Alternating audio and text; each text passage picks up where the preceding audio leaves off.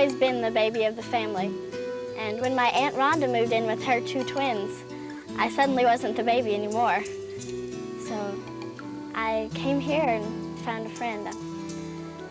This tree was kind of short, and so was I, so he was easy to climb, and we immediately took up with each other.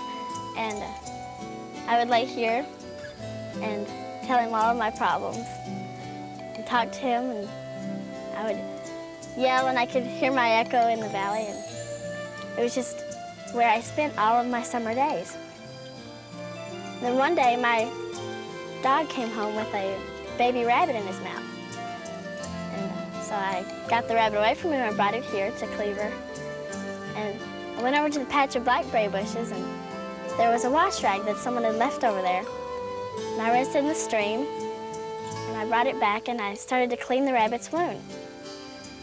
And so the wash rag was immediately soaked with blood.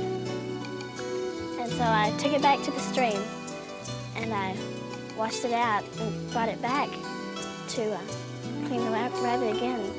As I walked back to the tree, my dog jumped up and grabbed the rabbit out of Old Cleaver and ran off with it. So I ran after him as fast as I could go, but my 6-year-old legs couldn't catch him, and he had him. So I came back to Old Cleaver, and I beat on his trunk, and I said, "Why didn't you do something? Why didn't you help that rabbit? You're so big, you could have done something." And he didn't say anything. He just sat there. So I went and washed the wash rag in the stream, and I brought it back and laid it back on Old Cleaver.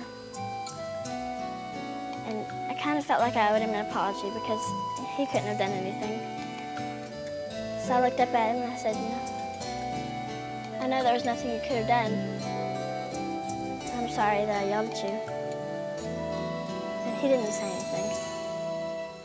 But I could have sworn with my tiny imaginative ears that I heard him say, "It's okay, kid."